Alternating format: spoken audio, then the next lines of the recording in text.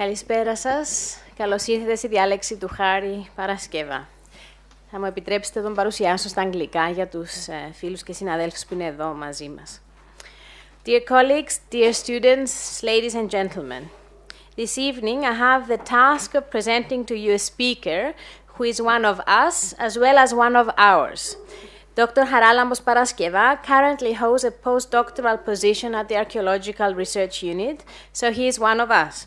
He is also a graduate of our department, of the Department of History and Archaeology, so he is one of ours. Indeed, he's one of the best graduates we have ever had or produced. I'm not sure what the best term is. I don't know if it was our success or his success. Anyway, he was one of the best. And he graduated with honors and at the top of his class. For his graduate studies, he chose the University of Edinburgh, where he received his master's again with honors, and then went on to do a PhD with the late Professor Edgar Peltenberg as his supervisor and mentor. His PhD, which is truly an opus magnum in every sense, was accepted without corrections, which is truly a remarkable thing. Haris has extensive field experience and is a ceramic specialist for the Chalcolithic period. But his skills are not just those of a normal archaeologist. He's extremely gifted and has amassed a great deal of other skills which are extremely useful not only for his own work and research, but for that of his colleagues and collaborators. We are all taking advantage of him. He's an expert in database design, GIS, statistical analysis, and on top of everything else, he is also a very good graphic designer. It is thanks to him that the ARU's lecture series their HRU lecture series has a new program and invitation format. Haris has already published extensively for someone in this stage of his career. He has 5 articles already published, 10 articles already in press, and is currently working on 8 others, plus a monograph. It is a great pleasure to see our graduates thrive and excel, and it is always an even greater pleasure when they come back to us as colleagues. So I welcome Haris and invite him to the podium of the ARU to deliver his lecture entitled The Dawn of Bronze Age in Cyprus, Reorientations and Tales of Sociogenesis. Hari.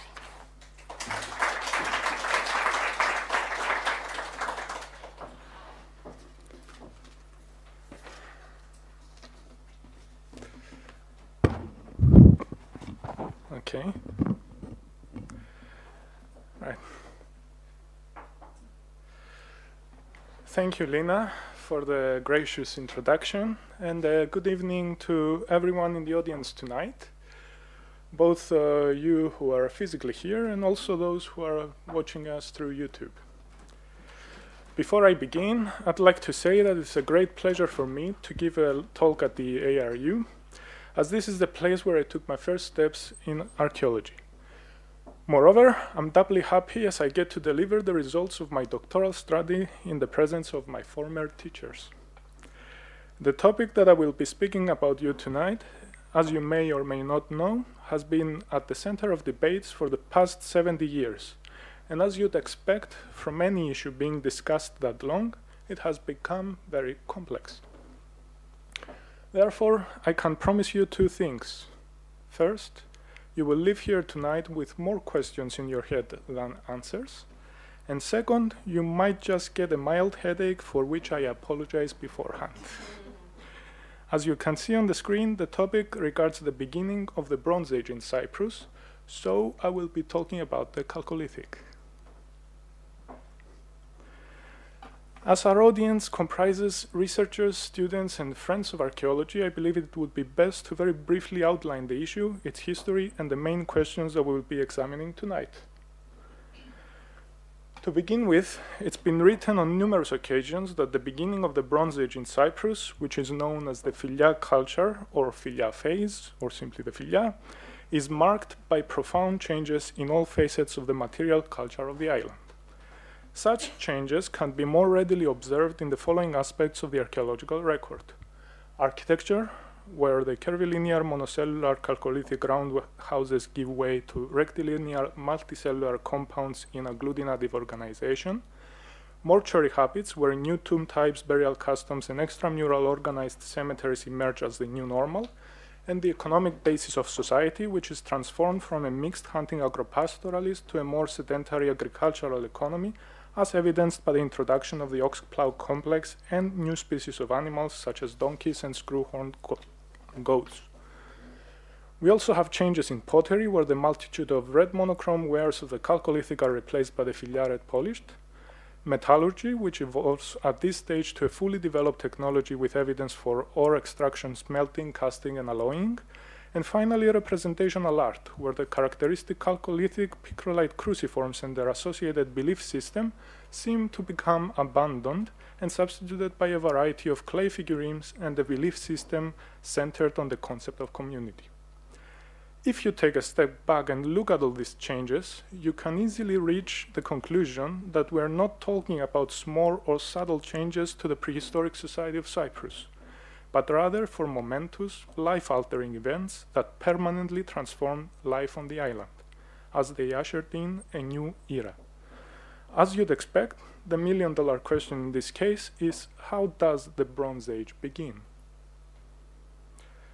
Interestingly, this issue has been under debate since the 1940s, and it goes without saying that it is time-wise impossible to present a full account of all the theories proposed.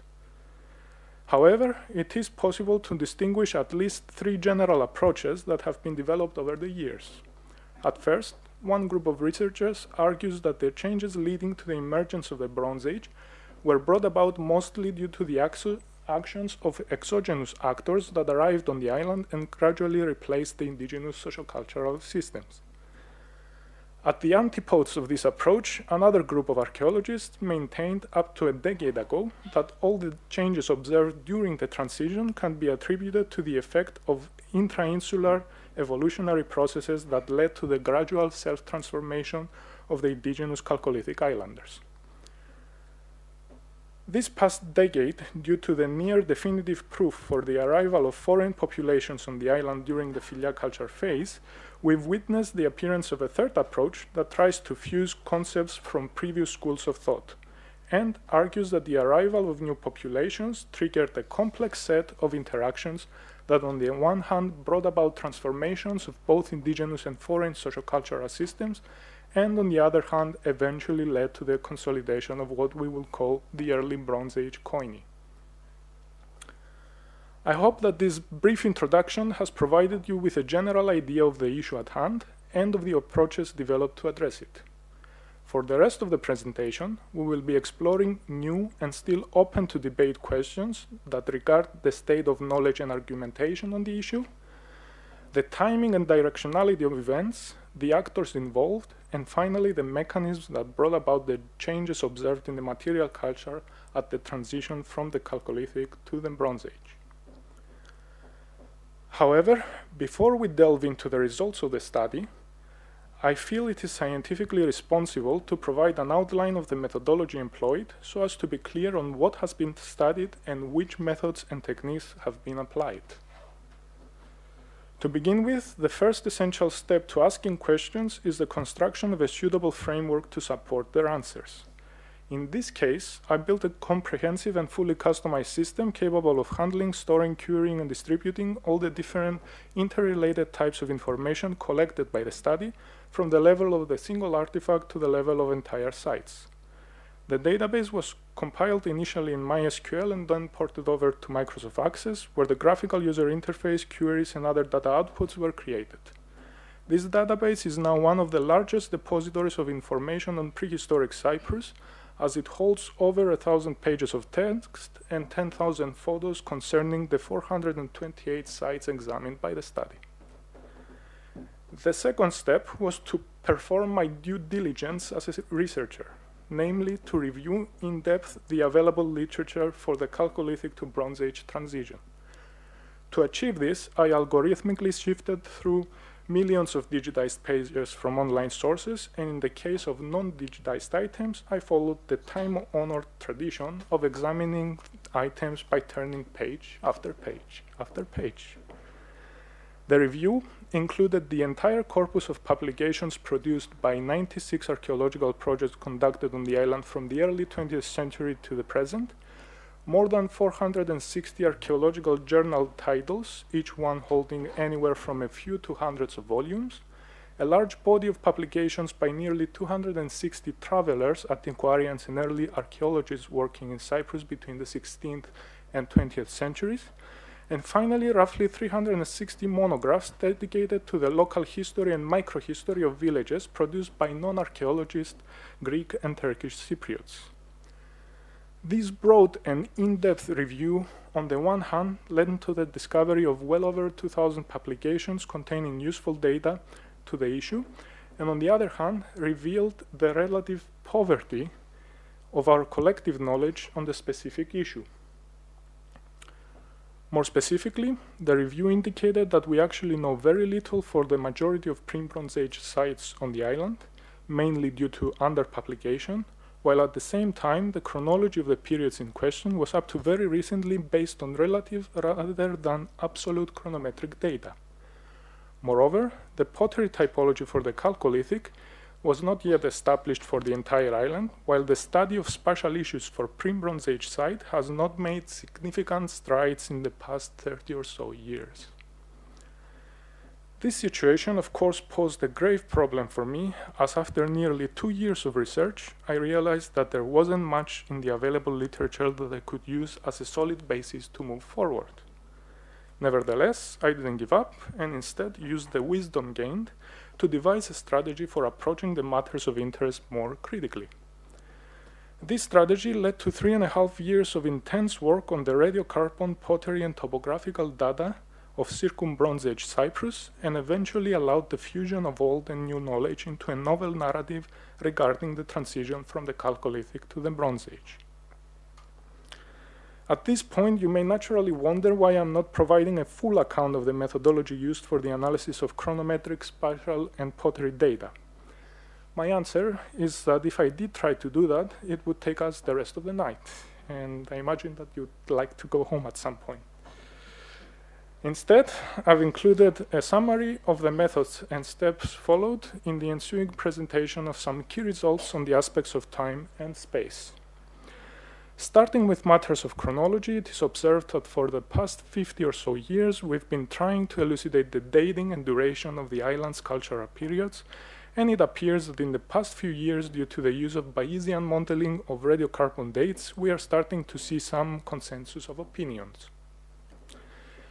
In order to validate the results of recent studies, I first gathered all the available radiocarbon data for Cyprus that were published up to August 2013. These included 117 radiocarbon dates from 16 archaeological sites spanning from the Middle Chalcolithic to the Middle Bronze Age. The collected data were then submitted to rigorous assessment aiming to ascertain sample quality and suitability for modeling. After initial rejection of highly problematic assays, the dates were assigned in accord with their stratigraphic position at the source sites to one of 5 cultural periods, which included the Middle and Late Chalcolithic, the Filial culture, the Early Bronze Age, and the Middle Bronze Age. The next step was to produce a series of differently configured models in Oxcal, which encompassed all the possible different parameterizations of the software. This was a particularly laborious process, but it was also necessary, as it allowed production of comparable model data and exploration of temporal relations both within and between sites. In the images, you can see how one of these models looks like to the left, along with a zoomed-in portion of it, and to the right, a statistically processed version of the model in diagram form. After running the models through Oxcal, 4 models failed, while 22 models completed their runs with varying degrees of success. These successful models were subsequently processed and cross-plotted, and as you can see, the models indicate that the boundaries for each model cultural period are relatively close. In order to select the best models for final delineation of cultural period boundaries, I cross-plotted their model agreement, overall agreement, and sample rejection ratios. Per Oxcal recommendations, all models below 60% agreement, those outside the orange boxes, were discounted from further consideration, while from the remaining models, the most successful ones were deemed to be the models presenting both good agreement ratios and lower rejection of data points. In the case of Cyprus, these were overlapping and contiguous models. As in every rule, however, there is an exception. In this case, all the models presented excellent results for all inter-period transitions, except for the crucial transition between the late Chalcolithic and the Filiac culture that marks the beginning of the Bronze Age. The results for dates associated with the specific transition are presented per successful model in the color-coded table you've seen on the screen. As you likely guessed, red marks low agreement rates. This discrepancy occurs because we have too few and significantly overlapping dates that span this transition, which makes it impossible for the program's algorithm to ascertain with confidence the boundary interval. In other words, given the current data, radiocarbon modeling can't resolve the issue of when does the Bronze Age begin. However, modeling is just one avenue of research that we can follow. Beyond that, we have formal reasoning, stratigraphy, and the archaeological record. Therefore, in order to remedy the situation, I return to the initial dataset, and in particular to a crucial element that chronometric models cannot take into account for analysis, namely pottery. More specifically, there's a type of pottery called red polished filia, which forms an integral part of the new material package brought by populations arriving on the island at the beginning of the Filiac culture phase. Thanks to the meticulous work by Jennifer Webb and Mary Dikomitou, we know that this ware presents island-wide uniformity and comes from a limited number of production centers in the north. However, this ware has also been found at the Chalcolithic settlement of Kisonergamos Filia in southwest Cyprus. As such, I restudied the stratigraphy of the latter settlement in depth, mapped the exact locations of red polished filia ware sherds, established connections with radiocarbon dates on 8 occasions, and accounted for possible taphonomic processes that could affect the position of either the samples or the sherds. By combining data and using deductive logic, it was possible to set the Filiac culture starting point between 2600 and 2550 BC, namely about 100 to 200 years earlier than what conventional wisdom accepts. It is important to stress, however, that the beginning for the Filiac culture does not mean that the lower boundary for the Chalcolithic needs to be also pulled upwards across the island. That is because the material from Kisonergamos Filia and Lembalacus remain well within the Chalcolithic tradition up to 2350 to 2300 BC, according to the remainder of the radiocarbon dates. In turn, this new understanding of chronology leads to a significant revision of the chronological framework seen on the screen, as it proves that the late Chalcolithic ended in the north part of the island much earlier than it did in the south and west, while it also hints to the fact that the Filiac culture represents a phenomenon that is spatially and temporally confined to the island's north. Turning to another duo of subjects examined, that is pottery and human topography, it is first noted that before this study, the typology of Chalcolithic pottery was developed either by site, as in the case of Porphyrios Dikeos, or at a regional level, as in the Western Cyprus example, where Jenny Stewart and Diane Bolger developed a comprehensive but spatially restricted typology. This situation is entirely understandable, as Chalcolithic pottery is handmade, non-standardized, produced locally and at each site, and it is very difficult to classify. Beyond this, types have in the past been frequently distinguished on the basis of singular prominent characteristics such as vessel shapes and certain stylistic attributes and surface decorations. This tendency led to the overproduction of terminology, the non-comparability of assemblages, and lack of an island-wide typology, which in turn rendered very difficult the relative dating of sites discovered through survey and hindered the development of an evolutionary understanding of the technological developments occurring in pottery production during the Chalcolithic. To tackle these issues, I began by studying in detail the reference collections from Kisonergamos Filia and Lembalacus. At this stage, it was recognized that several attributes of Chalcolithic ceramics are polythetic, while the variability both within and between site assemblages was simply put immense, which meant that archaeometric approaches would most likely fail to distinguish meaningful patterns. Consequently, I adopted visual examination as the most suitable method. However, in order to avoid imposing types onto the archaeological record, it was decided to follow a bottom-up approach, namely to group attributes observed at the phenomenological domain by similarity using univariate and multivariate qualitative and quantitative statistical analysis, and then proceed to ethically infer types in the ideational domain.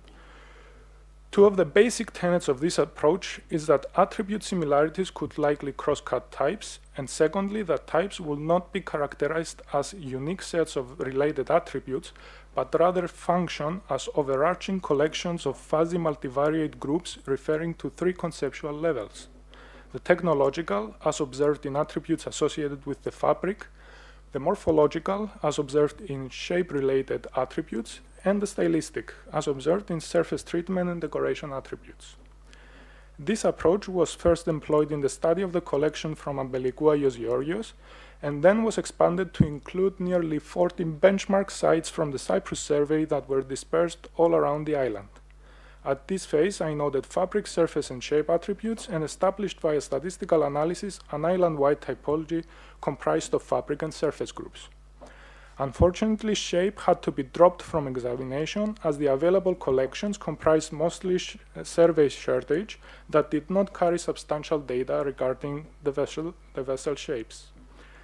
This initial typology was then blind tested on the collections from Filia Dragos Site B and Kira Alonia, which proved its pragmatic applicability and was later used to classify assemblages from 108 further site assemblages from the Cyprus survey that in the past had been labeled as either Neolithic or Chalcolithic, but were never fully studied or published. Currently, this typology is also used at Chlorokas Paloures, where the sheer quantity of materia allows both its confirmation and its further elaboration.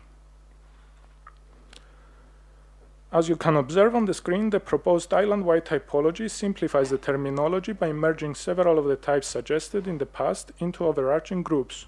However, this does not entail simplicity, as each overarching group is subdivided in subtypes according to fabric surface group type associations, which allows the study of types across space and time. Also, despite the deceptive nomenclature, the basis for the typology lies in the evolution of manufactured technologies instead of style. Finally, the typology proposed was compared to data from excavated, well-published sites, which allowed the cross-correlation of site stratigraphies and relative chronology derived from pottery studies to the absolute chronometric data across the island. This correlation also allowed the establishment of the evolutionary sequence of pottery technology during the Cypriot Chalcolithic, which in brief goes through the following stages. In the earlier part of the Middle Chalcolithic, buff, light brown, and yellowish-brown calcareous clays dominate the scene. Inclusions are rather large and naturally occurring within the clay matrix, while firing temperatures seem to be rather low, which indicates poor control of the firing procedures that likely take place in open-air fire pits. In the later part of the Middle Chalcolithic, fabrics diversify significantly, as clays range from calcareous to mixed calcareous igneous, while the inclusions indicate intentional use of oxidizing, plasticizing, and hardening agents, such as crushed igneous rocks, limestone, and vegetal fillers.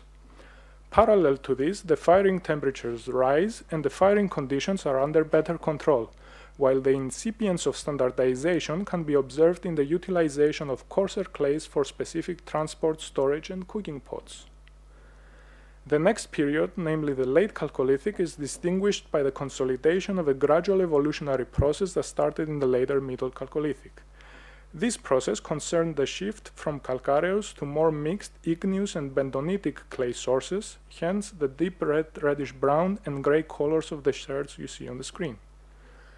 Beyond this significant shift, pottery production becomes a lot more standardized. As clay recipes emerge at certain sites and regions, choice of timbers becomes more selective, and certain shapes are now produced at a relatively consistent wall thickness and rim diameter. Firing temperatures are also likely much higher given the raw material, but also the observable increase in vessel hardness, while the emergence of selective reduction of surfaces for decorative purposes hints to a high level of control over the entire firing process. The last period we are concerned with, namely the filia culture phase, brings about a total transformation of the manufactured technology, which alludes to the arrival of new populations at the northern half of the island. The new type appearing at this time is the red polished filia, and it is the first proper ware in Cyprus per its island-wide uniform characteristics, such as the buff to yellowish-brown walls with a light gray core, the use of calcareous clays, and the minimal presence of inclusions. Further wares will develop throughout the Bronze Age, but those escape the purposes of the present lecture. Turning to issues of human topography, it is first noted that the 428 pre- and circum-Bronze Age sites discovered during the literature review were mapped using ArcGIS to the level of accuracy permissible by the available information in the literature. Next, the typology developed was utilized to provide period-specific relative dates to the 141 sites examined in person and to evaluate the dating for the rest of the prehistoric sites known from the literature. But I won't go into the details as to how the dating for each site was derived, as that is a rather long discussion concerning each site separately. It is, however, useful to note that sites were assigned to one or more temporal components, while each temporal component was separately evaluated for accuracy and received a degree of certainty. As a result of the above endeavors, the map of prehistoric Cyprus is no longer dotted by sites dating vaguely from the Neolithic to the Bronze Age. But we now have period-specific maps for the Middle and Late Chalcolithic, as well as the filia phase, which allow a much more nuanced examination of human topography in space and time. To summarize the results of the evaluation procedure, it is reported that 53 sites contain exclusively pre-Middle Chalcolithic components, 46 sites contain exclusively post-filia culture components, and 158 sites are presently impossible to date as their assemblages contain presently non-classifiable ground stones. Turning to the periods of interest, there are 134 Middle Chalcolithic sites, of which 84 are certain, 21 are highly probable, and 29 improbable. Some of these sites will be abandoned, others will carry on, and few new ones will be founded at the transition to the Late Chalcolithic. A total of 109 sites were assigned to the latter period, of which 45 are certain, 29 highly probable, and 36 improbable. The ensuing period, namely the filia culture phase, is characterized by a significant drop in the number of sites, as we only have 32 sites, of which only 18 are certain, 3 are probable, and 11 sites are considered improbable. This drop should not be interpreted as population collapse at the beginning of the Bronze Age, as the late Chalcolithic sites, at least in the southwest and central regions, continue to be occupied when the filia culture sites emerge, while the new populations seems to have either elected or were confined to reside only at the north-central regions of the island. At this point, I'd like to make a brief comment about what we regard as a filia culture site, because a significant misconception is currently prevalent in the literature. To begin with, finding a single or a handful or even a small quantity of red polished filia sherds at a site should not be considered sufficient justification for its immediate recognition and classification as a filia culture site. The reason I'm proposing this is because outside the north-central regions of the island, there are no other sites where filia culture pottery is present at quantities exceeding 5 to 10% of the pottery assemblages. This tells us 4 things. First, the filia culture has concrete limits, and probably we should credit James Stewart for delineating those back in the 60s, even if later we chose to ignore them. Second, if some of the late Chalcolithic sites indicated by red arrows in the south, central, and west regions of the island chose to conduct minimal trade with filia sites, that does not mean that they automatically reverted to the filia sociocultural system. Third, we know that filia sites trade with Chalcolithic sites too, because there are at least 4 filia sites in the north, those indicated by blue arrows, where we have small quantities of late Chalcolithic sherds in their assemblages. Fourth, the fact that a few early Bronze Age sites, those indicated by the green arrows, in the south and west regions of the island have small to large quantities of late Chalcolithic and small quantities of Filial culture material, needs to be construed as evidence that the Filial culture never spread to those regions, which means that the emergence of the early Bronze Age koine followed multiple and divergent evolutionary paths throughout the island. Now, since we have elucidated several matters of chronology, ceramic typology, and topography, I believe it is time to integrate all the data into a theoretical argument, or narrative if you like, regarding the subject matter of the lecture, the dawn of the Bronze Age in Cyprus. However, in order to understand how the Bronze Age begins in Cyprus, it is necessary to take several steps back in time and look first at what happens on the island in the preceding periods. Starting with the Middle Chalcolithic, the 105 certain or highly probable sites detected are concentrated mostly at the north, central, west, and south parts of the island, mostly on slopes within 8 kilometers from the shore, close to water sources, and at the interface of fertile agropastoral lands and forested areas. The topographical profile of sites reflects the needs and predilections of a society sharing a common understanding of its environs and landscape. Also, note that the Carpathia Peninsula, the Messauria Plain, and the Central Troodos Massif seem to bear less evidence of habitation, but we need to be very careful in our assessment, as these are also the archaeologically less explored areas of the island. Beyond topography, the Pottery Analysis identified use of common manufacturing technologies and stylistic treatments of pottery across the sites, exemplified by the rich repertoire of geometric patterns on red and white vessels, while the bibliographic study noted similarities in all aspects of the material culture of the sites.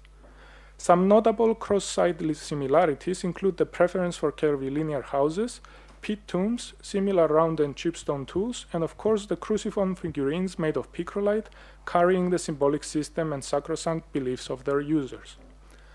Additionally, there is no evidence for existence of elite structures in settlements, almost no violent trauma in the skeletal material, and very few indications for extra-insular contacts. Consequently, the data fully justified the portrayal of the Middle Chalcolithic as a culturally uniform period where egalitarian settlements, isolated from the outside world, peacefully coexisted on the island. The status quo starts to gradually change already at the later stages of the Middle Chalcolithic, and eventually leads to a series of major transformations that consolidate after brief interludes of social backlash by the early stages of the late Chalcolithic. I believe that these late Chalcolithic phenomena, which we will be talking about in a bit, should be considered at least as important, if not more important, than the migrations of the ensuing Filial culture phase, as in tandem with the latter, set in motion processes that eventually led to the emergence of the Bronze Age on the island. However, to understand how and why this argument holds its ground, it is necessary to start at the transition from the Middle to the late Chalcolithic.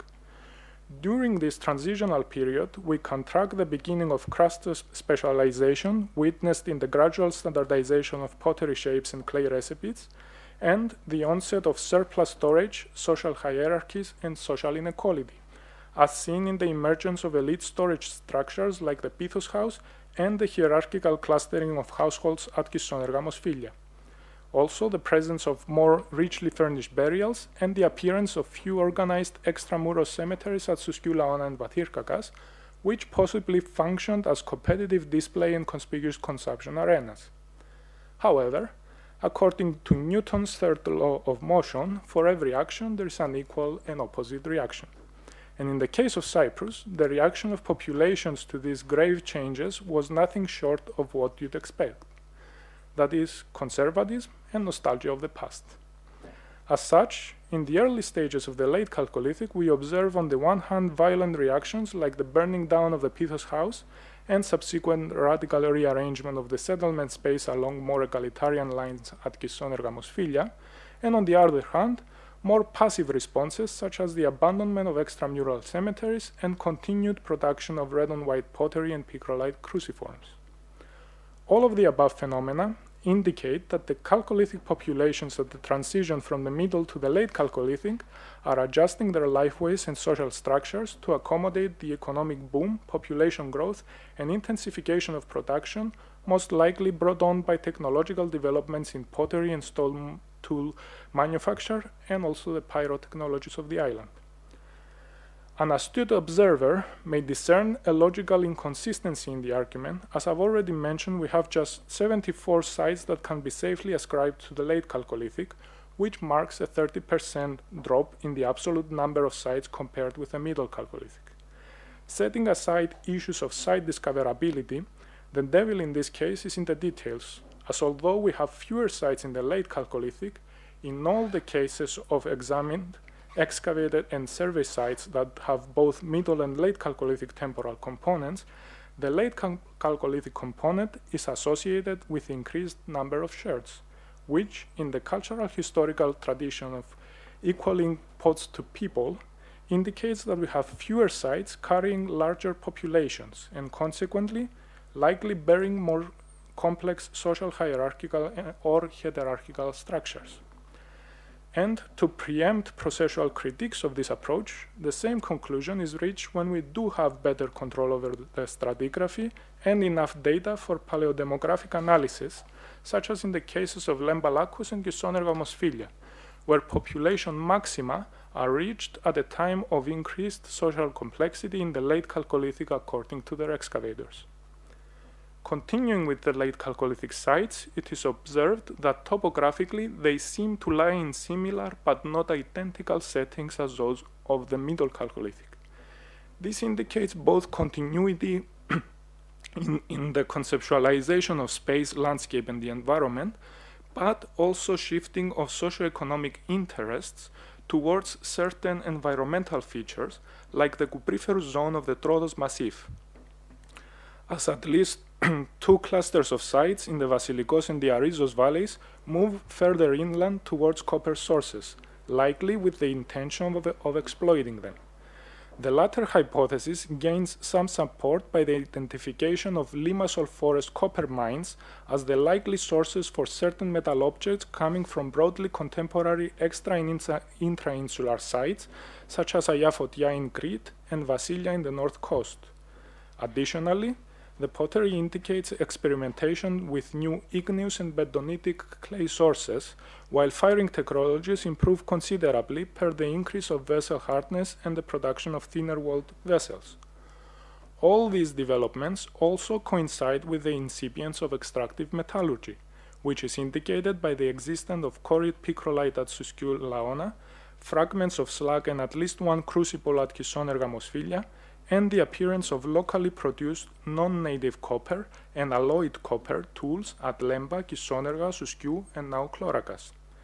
It is further suggested that there is a link between the developments in metallurgy and pottery production in the form of what Renfrew would call a positive feedback loop, where developments in one technology brings about further changes in the other, even if it's not possible at present to discern whether the chicken or the egg was created first.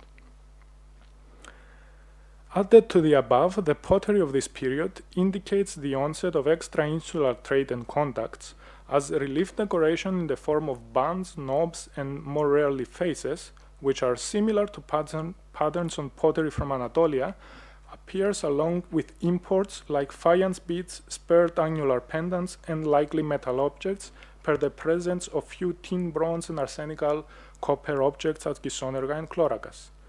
Simultaneously, small quantities of late Chalcolithic pottery have been found at Tarsus in Anatolia, while few artifacts made of Cypriot copper appear at sites like Bella in Jordan and Ayafotia in Crete, which hint to the role of the island as a very minor player in the burgeoning Eastern Mediterranean trading networks. On top of all this, perhaps the most radical development of this period, and the one indicating likely schisms in the collective identity of late Chalcolithic populations, is the emergence of regional cultures expressed as different pottery traditions on the island, More specifically, we can trace one tradition at the north-central part of the island, producing red monochrome pottery with reduced interior or exterior surfaces, mostly in fabric E, one at the south coast producing plain red monochromes in fabrics D and E, and finally one in the west of the island that produces red monochromes with varying surface burnishing and crazing effects in fabrics E variant and F.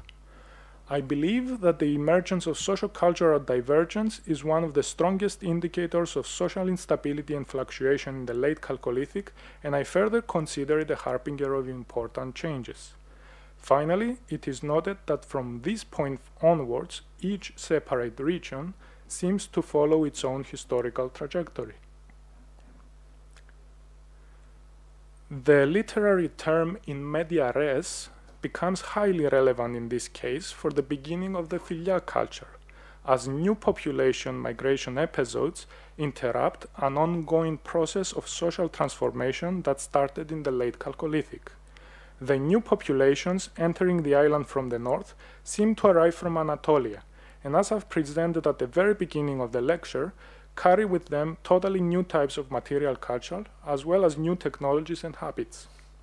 At this point, I'd like to briefly pause the narrative to address the ever-popular question: how do we know that they come from Anatolia?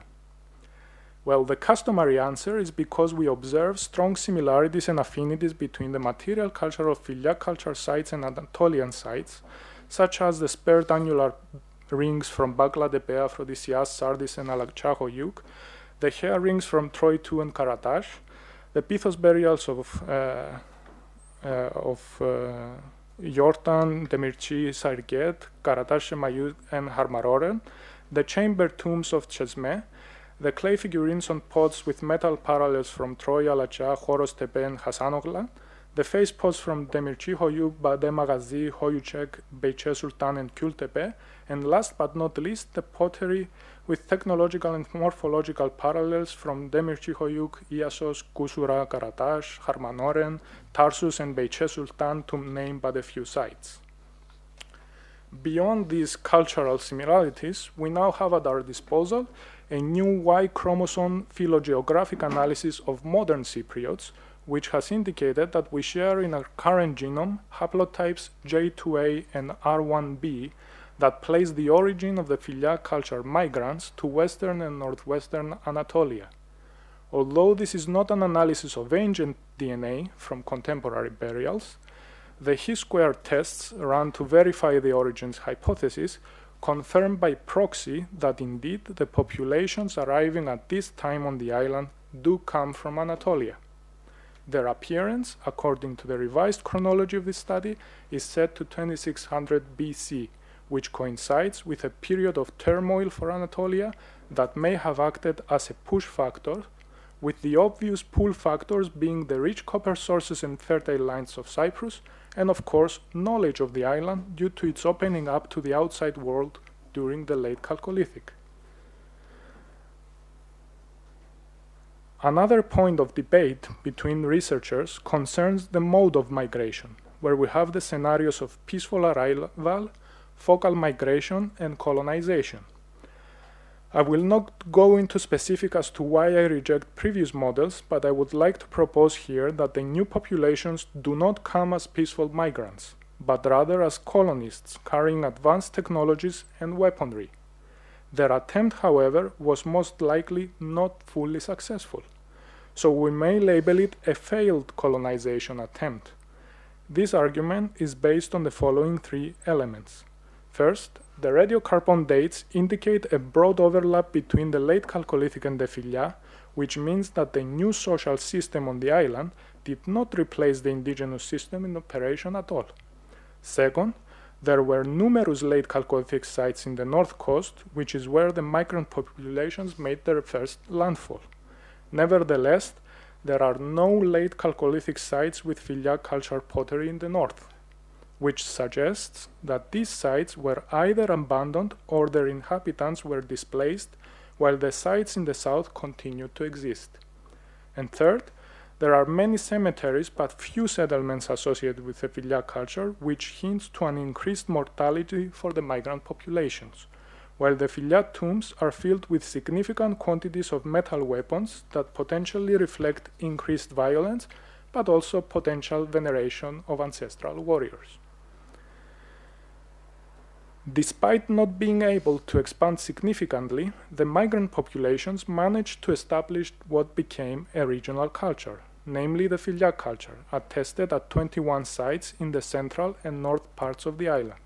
It is further suggested that these geographical limits may represent either the maximum negotiated space the migrant populations were physically capable to hold on to and control, or the maximum area that they possessed knowledge of, with the Troodos Massif likely presenting a significant obstacle to tendencies of further expansion. At the same time, the indigenous cultural systems continued to exist and reacted in multiple ways to the new populations, with some sites like Lemba and Chlorakas and many of the Vasilikos sites choosing introversion and avoidance of contact, while other sites did elect to conduct minimal trade with the new populations as exhibited by the limited Filia culture pottery at Kisonergamos Filia, Filia Drakos Site B, and Flasou Koutroulis, but also the minimal quantities of late Chalcolithic sherds and copper objects with a southern raw material provenance found at few Filia culture sites in the north, like Vasilia. As in all histories of conflict, the passage of time probably eased the coexistence of the multiple sociocultural systems in operation on the island, which likely led to an intensification of inter-regional trade and contacts. Also, after the initial period of uneasy coexistence, a new period of complex interactions began. In respect to these matters, we have just started to scratch the surface, but already there is evidence for entanglement, seen in the conceptual ideological recontextualization of use of certain Filia vessels at late Chalcolithic sites, creative bilateral cultural elements mixing, operating within what Bernard Knapp would call a hybridization processes framework, and finally technological cultural transmission, as evidenced in the largely unidirectional gradual adoption by indigenous populations of rectilinear architecture, more advanced metallurgical traditions, and pottery manufacturing techniques. Again, it is necessary to reiterate that there does not seem to be a single dominant culture on the island, the beginning of the Bronze Age, no total assimilation or replacement of one culture by the other, and no island-wide uniformity of the material culture, as the socio-cultural systems in operation seem to be selectively accepting or resisting change in good old Cypriot stubbornness fashion. The outcome of these persistent and long-lasting complex interactions in the parallel insistence on the retention of cultural identity can be identified in the marked regionalism of the early Bronze Age, which is a direct antecedent of both the late Chalcolithic regional cultures and the Filia culture. As such, a regional culture producing red polished with reduced surfaces emerges at the north-central parts of the island, where an antecedent tradition had existed prior to the arrival of new populations during the Filia culture phase. A second regional culture operates at the south coast producing red polished mottled, and finally a third regional culture develops in the west producing drab polished pots that utilized an improved version of late Chalcolithic fabric F. To sum up, it is proposed that population migrations led to the emergence of the Filia culture in the north and aided the technological evolution of indigenous populations, but never replaced or subsumed them, whereas the indigenous regional cultures were already following divergent historical trajectories from the late Chalcolithic onwards.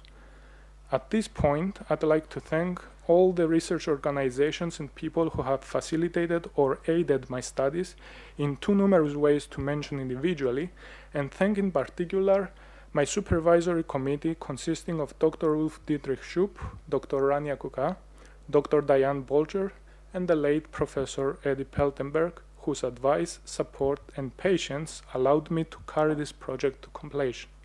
And with that note, I'd like to thank you for your attention.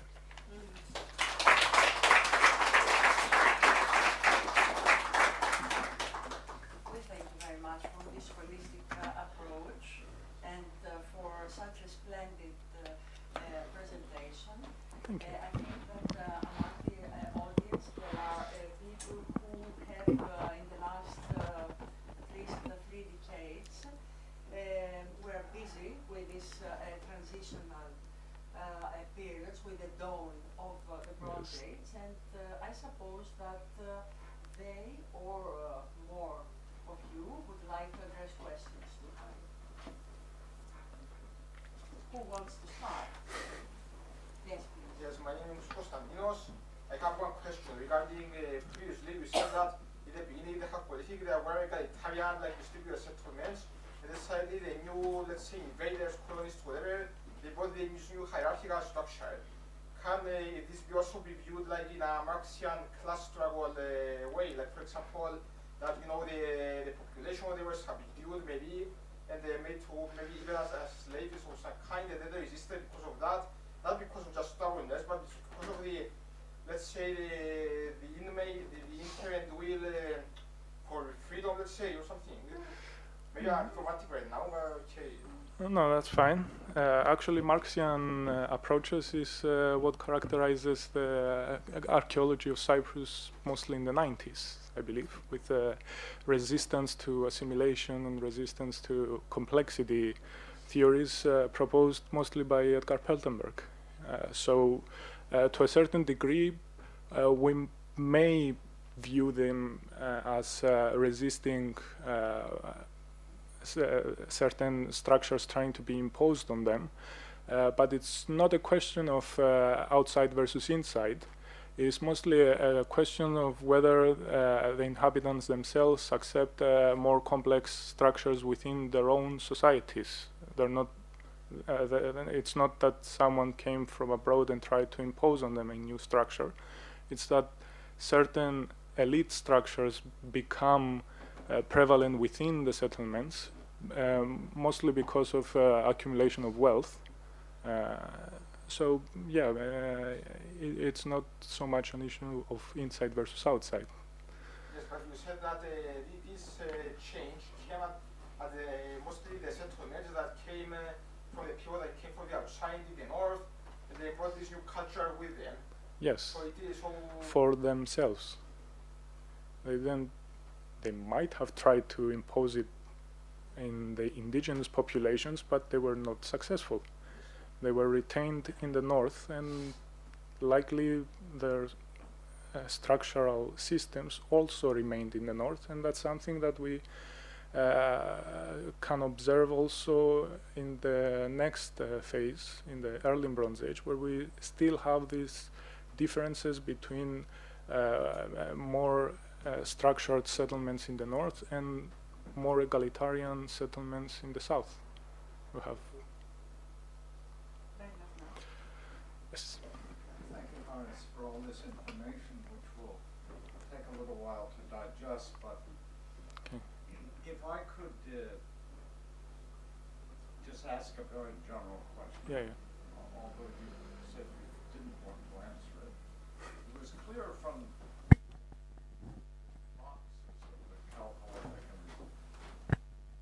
It was clear from the point when you showed your boxes of the Chalcolithic material and the early Bronze Age material that you were going to talk about newcomers. And Yes. you presented the differing points of view about migration or more indigenous development, hybridization. It was clear then which side you leaned toward. Okay. And but then throughout your talk, you kept saying that the new arrivals from here, the new arrivals brought this, the new arrivals came here. And finally, when you confront the issue of the new arrivals and how did they get here, migration or colonization, you say it was a colonization, but you don't want to say what kind of a colonization. A failed one. I find all of this a little difficult to Yes. accept, Yes, or at least follow without some further explanation. Okay, so we have new populations arriving on the island. Let's assume that this is a probability or a almost definite event. I mean, now we have the DNA evidence that suggests the same thing. That's harder to argue against. The mode of migration, as I explained, I stand by my position that it's probably an attempt to colonize the island by people who are trying to flee from events happening in Anatolia. That's the push factor. Why people leave Anatolia to come to the island to the first place. It's because they knew the island was there, and they knew that the indigenous populations of the island were not technologically a match for them. So it would make an easy target, sort of. When they did arrive, they probably confronted the hard reality that actually the indigenous populations were also there, and they were quite numerous. We didn't know before how many sites we have in the late Chalcolithic. We do now. There are several, and most likely there are several sites that are also carrying larger populations. So it's harder to subdue larger populations. And when they do come, they do try to do that. But they never seem to manage to have gone too far. And that's very evident in the material culture that we have in Cyprus. I've studied several collections from all over the island. The filia material stops at the line that James Stewart proposed. It's a factual reality. We don't see much filia material, or not enough filia material to justify classification of a site as a filia site in the south of that line. So that tells us that that's where they stopped. That's where they either willingly or because they couldn't go any further. So. Thank you, Harry. That is an amazing amount of information, and as Bernard says, it'll take us some time to absorb. Okay. A couple of sort of interrelated questions. Okay. First is, you, and this is what I'm getting from this, and maybe I'm wrong, Okay. you would like to narrow the scope of how we traditionally define a filia site Yes. by making the marker the canonical filia pottery, filia material culture. That's correct? Yes, that's correct. So every other site where we find filia phase material is a site that was engaging with the filia populations, but we can't call it a filia site. Yes, Okay. because it was most likely continuing within the Chalcolithic Within the traditions. so we have this overlap of whether we have to name something Yes. Chalcolithic people engaging with filia or proper filia sites. Yes. Okay, thanks for clarifying that. Second, I think the trade thing works very well with Mosphilia, because what we see in those final phases is luxury goods, the fine wares, spindle wells, cattle, Yes. which they're presumably eating. It doesn't work so well for Scagliar, because then we start to see cooking pots and rectilinear architecture and the local imitations. The question is, if we have Marquis with local imitations and Scagliar with local imitations, is that something that is occurring more, but we're not able to see it, and therefore are filia? Not necessarily, and that's the second part of the argument, that at some point the coexistence of two sociocultural systems allows them to sort of start having more interactions, and these more interactions lead to more material mixing, more adoption of technologies, more adoption of stylistic elements. I mean, we start seeing in the filia the adoption of reduction. Reduction is not something that comes in the canonical filia sites of the North Coast. It's something that we start seeing mostly in the Ovgos Valley. The same goes with Scalia as well. You start seeing the Chalcolithic populations adopting both the cooking pots and certain other shapes that they try to reproduce in their local fabrics. We see the same phenomenon at Flasu Koutroulis, which is much closer to the, let's say, canonical filia area. So there is a lot going on, and that's the area that I would suggest there is a lot to do in the future. I'll get you some datable material this summer. Yes. Χάρη, πρόσθεσες στη συζήτηση το θέμα του DNA Ναι. ως επιχείρημα. Εντάξει, με βάση τη γεωγραφία δεν ήταν έκπληξη ότι βράμε DNA στους σύγχρονους πληθυσμούς που την Ανατολία. Ναι. Πώς χρονολογήσαν. Ναι. Πώς το τοποθετείς το χρόνο, Είναι την εισαγωγή του DNA. Είναι μια μακριά συζήτηση. Okay. It's a long all right. The question is how we know where the haplotypes for the ancient Cypriots, how can they be placed in time? That's a long discussion that concerns DNA analysis, but it's done by proxy. They know and they have dated historical, they have dated analyzed archaeological material for the haplotypes, so they know their dispersal in prehistoric times, and that's how they can discern based on modern DNA samples when a split occurs. It's a very complex discussion, but I can send you a couple of papers that explain exactly how these haplotypes can be historically dated, and they actually managed to discern a late Neolithic arrival of people from the Near East, a late Bronze Age from Greece. So I guess they are quite accurate.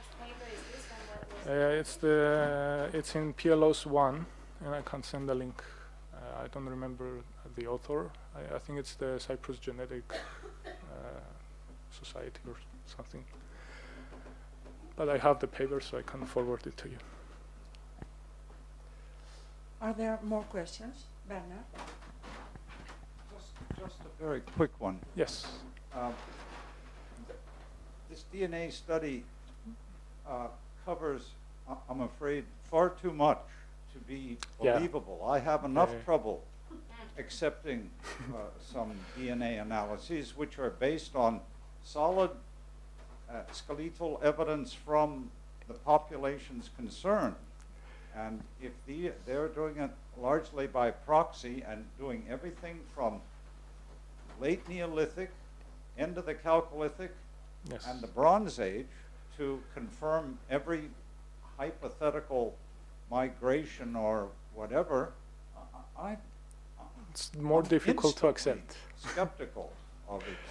And it's fully understandable, and I agree to a certain degree with you, and maybe that's why it would be a good project to go back to the skeletal material that is maybe available in Cyprus Museum and try to see if we can work out some DNA analysis from those, so that we can be 100% certain. Send all of us the reference from the course. Yes, that's no problem. I may come back to what you have called failed colonization. I have a problem with the terminology, and also one should consider what is colonization and how you could imagine the scale of colonization if there were pre-contacts between Cyprus and Anatolia, and with which part of Anatolia. Yes. I have published about this thing, and why are you considering this colonization as a failed one, since so many new things that are arriving in Cyprus, they are getting established? Yes. In the Well, foundation. for the first part of the question, it has to do with the broad overlap that we do know exists based on the radiocarbon dates. So we have two social cultural systems that they do overlap, and that comes the second most important evidence for the fact that it's a colonization is that we don't have any late Chalcolithic sites in the north part of the island that have even a single filia shared. Or So, not yet? well, What about the visibility of this material? I've seen at least 70 assemblages from North Cyprus. That's a very representative sample. It's survey pottery, it's from the 60s. It was collected more hastily, but you would expect at least maybe 1 or 2 filia shards to creep into the assemblages of the late Chalcolithic sites there. So if we don't have any evidence for that, it's very difficult to accept that the late Chalcolithic populations would just voluntarily leave. And also, it would be very difficult to accept that they cohabited the same area without any interactions.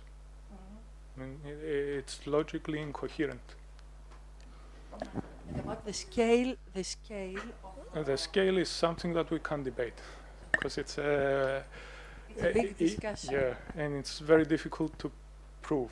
I mean, my main argument is that we have an establishment of several sites that bear very similar material culture traits at the north coast, which in time it starts to change as they move towards the off-coast valley.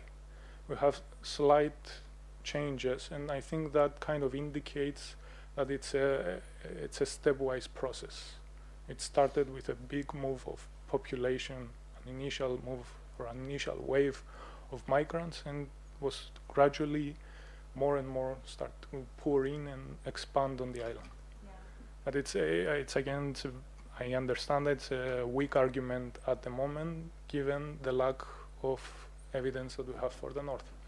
Yeah, because I mean, Anatolia is a huge peninsula in the Mediterranean with so many micro-regions, climatological, cultural micro-regions, and one should be really very careful and take always into consideration from which area, which people would like to move to come to an island.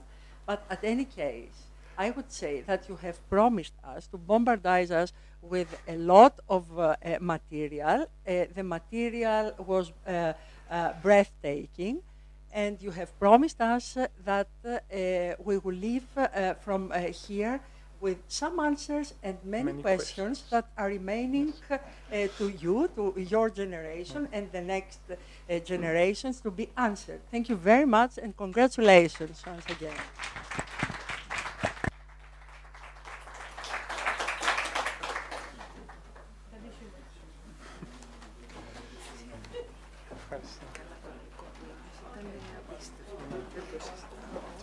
Ευχαριστώ.